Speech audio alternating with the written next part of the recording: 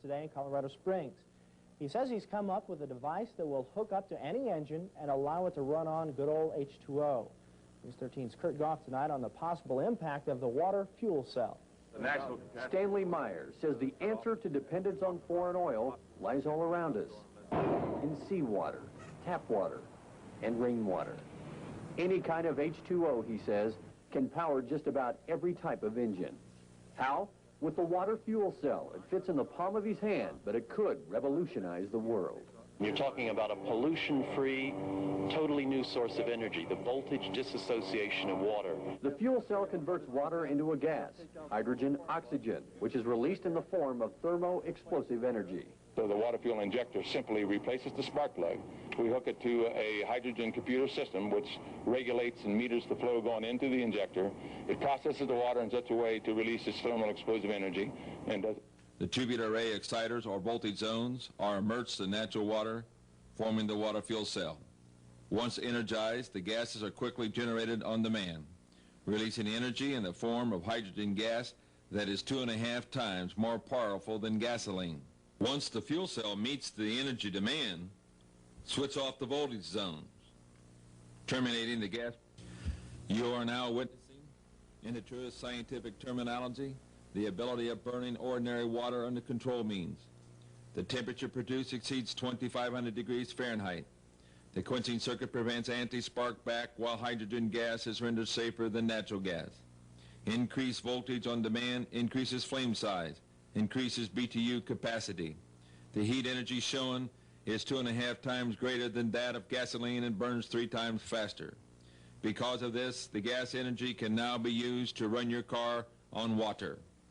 Let's get back on land to top our news here at 6 o'clock. An age-old dream becoming a reality. A local inventor has discovered a way, hear this, to use water to run your car.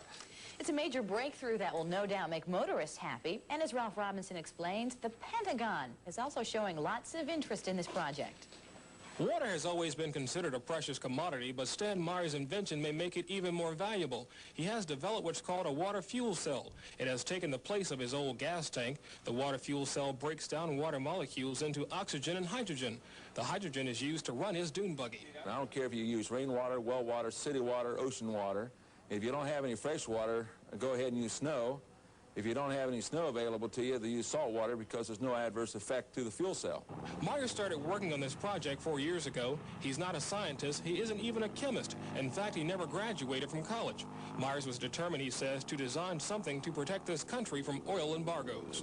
And we have calculated that if we take the dune buggy from Los Angeles to New York, we would roughly use 22 gallons of water. The Pentagon flew a lieutenant colonel in last week to look at Meyer's invention. There's talk of possibly using it in the Star Wars defense program and to run Army tanks. Myers is currently perfecting a water fuel cell for cars. It will cost about $1,500. He says it won't need any maintenance, and you won't have to replace it. It'll be at least 2 years before the fuel system goes into mass production. The day it happens will be one the fuel industry hates, but it'll put a smile on the faces of those who've had to say at one time or another, fill her up. Thank you. As you see it in the videotape, when I started back in 1975, I didn't have any white hair. Now, is there anyone here that doesn't believe that you're going to fight a lot of battles to bring it in? And we have fought a lot of battles to legalize the technology to bring in this, to use water as fuel. I have over 25 major patents already issued. There's 42 major patents applied, 30 or 25 or 26 of them now have been allowed throughout the entire world. Because of my engineering background, it gave me the abilities to take it and design it to get it to a point to get it into mass production. In the very next ensuing months, going into July, hopefully, if there's no more stoppage or preventage or slowdown in our attempt to get the technology in, then hopefully we'll have the dune buggy out under pre-engineering and also the Alaskan Bushmaster. But you know, the reason why I'm here today is that we can invent and develop, as the Lord has shown me, to take this technology and to use water as a fuel, to get it out to stabilize our economy. You see, we're all in the same boat, and if we don't do this, we're not going to eat it.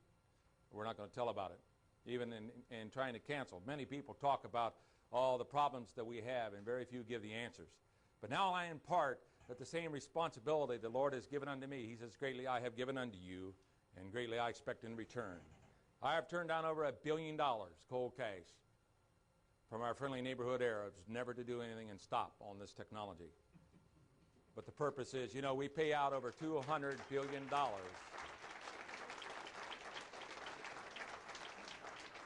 We pay out over $200 billion to the Arabs for petro oil to maintain our industrial base. They would pay $200 billion to keep this type of technology off. So now I've imparted this responsibilities to you. The only way that we're going to bring it in, and history has shown time and time again, it's only going to come in through you and I.